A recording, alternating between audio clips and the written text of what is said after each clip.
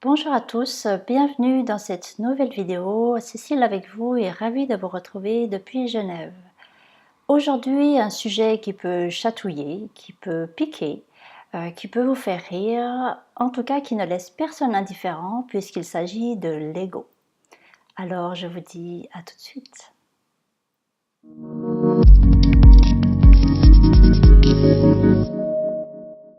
Alors, qu'est-ce que l'ego? Avant de définir l'ego, je vais vous parler du mental.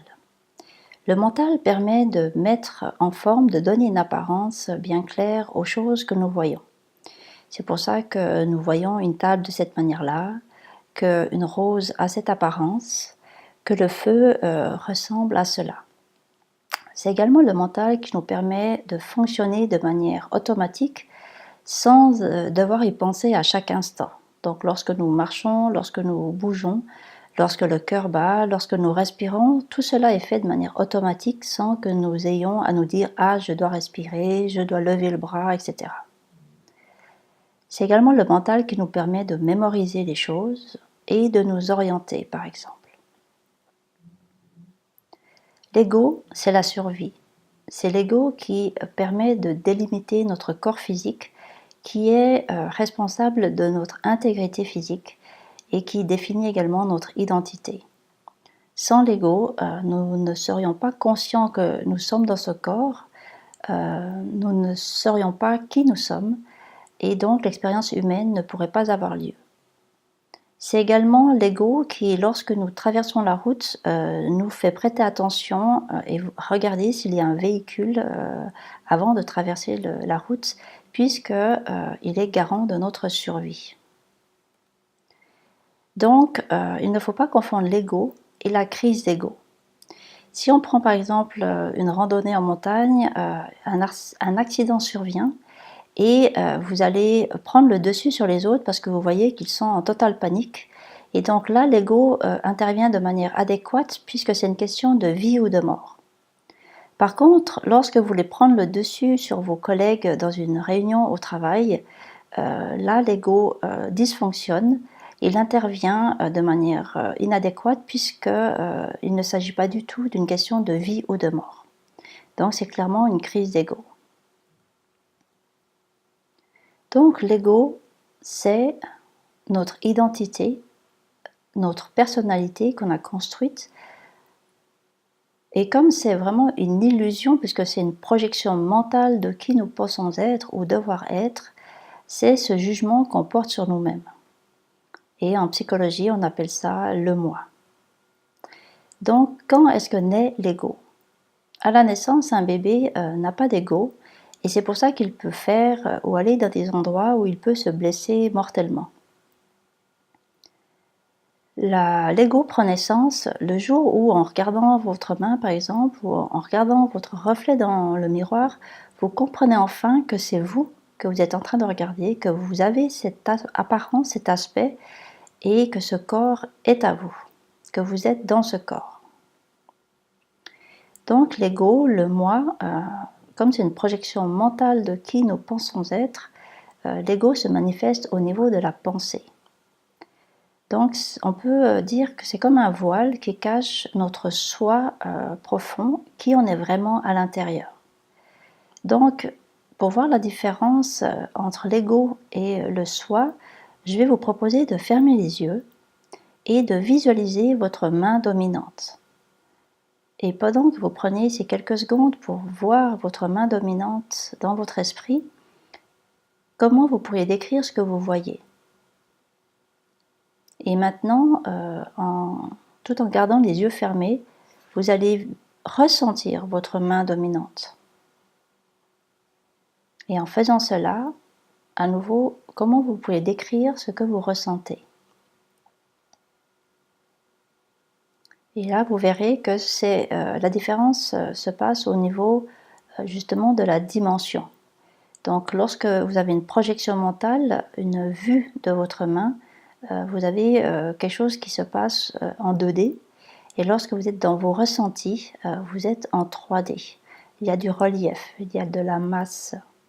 Et c'est comme ça que vous pouvez voir, sentir, si vous êtes avec votre ego ou votre soi. Il y a des perceptions dogmatiques qui prétendent que l'ego est mauvais, donc il faut tuer l'ego. Ce qui est une aberration totale puisque l'ego, je vous rappelle, est garant de notre survie. Donc sans ego, nous ne serions pas en vie. Donc l'ego est neutre. Le problème commence du moment où on a greffé à notre ego toutes les croyances, les programmations, les règles, les principes, les dogmes qu'on a ingurgités depuis notre enfance à travers l'éducation, à travers les influences socioculturelles, l'entourage, les amis, l'école, les religions, etc. Et lorsqu'on s'identifie trop fortement justement à toutes ces croyances, toutes ces programmations, je dois pas, je dois être comme ci, pas comme ça, c'est là où l'ego perd sa neutralité. Depuis l'enfance, on a gobé, ingurgité un nombre incroyable justement de règles pour rentrer dans des moules, faire comme il faut, pour faire plaisir, pour être aimé. Et donc tout cela, on l'a fait sans l'avoir validé pour nous-mêmes, et tout cela n'a fait que renforcer notre ego. À l'adolescence, c'est la période où on devrait explorer le monde et aller confronter ce qu'on a reçu et s'auto-valider, donc valider ce qui nous correspond vraiment. Et dans notre société actuelle, qu'est-ce qu'on fait? On enferme les adolescents dans des salles de classe et ils continuent de gober pendant 8 heures des choses qui, pour la plupart, ne seront pas utiles par la suite. Donc vous comprendrez à quel point cette phase d'auto-validation est primordiale pour vraiment être en accord avec nous-mêmes, pour choisir, définir ce qui nous correspond et être aligné avec notre soi profond. Et tant que ce processus n'est pas terminé, ce processus n'est pas fait, il y aura toujours cette recherche de validation en permanence de l'extérieur qui au départ représente la validation de papa-maman. Et c'est pour ça qu'en tant qu'adulte, encore plein d'adultes recherchent la validation extérieure puisqu'ils n'ont pas fait ce processus d'auto-validation. Donc lorsqu'on a absorbé tant de choses extérieures, comme une Bible extérieure, et qu'on s'identifie vraiment à tout cela, c'est là où il y a ce décalage qui se crée entre qui on est vraiment et qui on pense devoir être ou on désire être, qui est très éloigné de qui on est vraiment. Et cela génère des souffrances morales ou même physiques. Et donc, plus on va gober ces choses extérieures sans les avoir validées, plus ça va éloigner notre moi de notre soi. Et donc, cet éloignement va créer un vide à l'intérieur de nous, un mal-être. Et comme l'être humain n'aime pas le vide, qu'est-ce qu'il va tenter de faire? Il va tout faire pour remplir ce vide, pour ne plus ressentir ce mal-être à l'intérieur. Et en faisant cela, cela va créer des dépendances. Donc, il y a la dépendance matérielle. Pour combler ce vide, on va acheter des choses, on va s'encombrer, on va accumuler des choses matérielles. Et l'économie mondiale actuelle est basée sur cet ego matériel. Il y a la dépendance relationnelle, donc on peut vivre une relation fusionnelle avec notre partenaire ou s'entourer en permanence d'amis et à l'extrême s'entourer d'inconnus, mais pour éviter de se retrouver seul. Il y a également la dépendance de consommation, donc pour combler notre vide intérieur, on va consommer de la nourriture, de l'alcool, du tabac, des jeux vidéo, du sexe, etc. Il y a également la dépendance en occupation, donc pour combler ce vide intérieur, on va s'étourdir d'activités, faire plein de hobbies, s'occuper en permanence. Ça peut être également se perdre au travail ou se donner à fond dans le rôle de parent. Et vous l'aurez compris, rien de l'extérieur ne peut remplir le vide intérieur. En général, lorsque par exemple on achète quelque chose, il y a un soulagement ou un contentement très bref, très furtif, mais le mal-être persiste. Parce que, j'insiste, rien de l'extérieur ne peut venir remplir le vide intérieur. Et le seul moyen, c'est de se remplir soi-même de remplir notre intérieur, et pour faire cela, il faut entre autres fusionner le moi et le soi.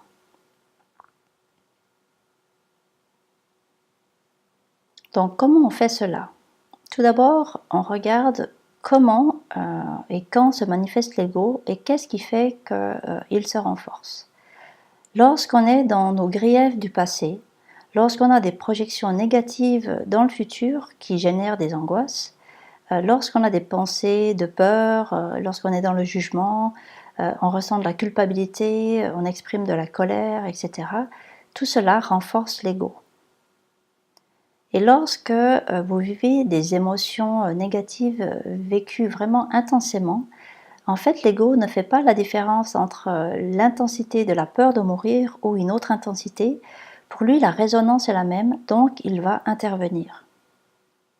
Donc c'est à ce moment-là où vous pouvez dialoguer, plaisanter avec votre ego, donner lui-même un petit surnom sympathique, ça va faciliter justement la communication. Et donc de cette manière-là, vous allez le nourrir volontairement et au besoin, vous allez le renvoyer sur son perchoir ou là d'où il vient, là où vous l'avez placé. Lorsqu'il intervient justement, il pense que c'est une question de vie ou de mort. Et donc là, en dialoguant avec lui, vous allez lui faire comprendre que ce n'est pas du tout le cas, que ce n'est pas du tout une question de vie ou de mort, donc il peut retourner de là d'où il vient. Et ensuite, c'est de faire ou de finir cette phase d'auto-validation. Donc, c'est de réviser nos facettes et pour chaque rôle de notre personnage, ça peut être lorsque vous êtes père de, mari de, collaborateur de, voisin de, ami de, etc. Pour chaque facette, vous allez vraiment définir qui vous êtes, ce que vous faites, ce qui vous convient et qui ne vous convient pas. Et dans ce qui ne vous convient pas, c'est là où vous allez identifier et vraiment faire selon vos envies profondes pour être aligné avec votre soi. Et plus vous allez être dans l'instant présent, et plus vous allez respirer pour être vous avec votre soi profond, et plus ça va aller puisque dans l'instant présent, dans le ici et maintenant, c'est le seul endroit où l'ego n'a pas d'emprise, où l'ego est absent. Donc vous aurez compris à quel point respirer en conscience est important. Certains appellent ça également la cohérence cardiaque. Donc il s'agit de respirer de manière régulière et de vraiment être conscient de notre respiration qui entre et qui sort de notre corps. Et en faisant cela, ça nous amène dans cet état de pure conscience de ce qui est juste là, à l'instant, dans l'instant présent, sans jugement, sans penser que vous êtes tel ou tel personnage, sans croyance spéciale, juste être là dans l'instant. Et vous savez que la fusion est réalisée lorsque vous avez ce sentiment de vous sentir vraiment complet, aligné avec la perception de vous-même en vous, vous sentez serein et complètement indifférent du regard des autres, sans aucun besoin d'être validé par l'extérieur. Et lorsque vous êtes justement dans cet état-là, vous ressentez de la joie, de la paix, de l'amour, de la gratitude, et en fin de compte, toutes ces émotions-là, ces sensations-là, vous amènent dans l'instant présent.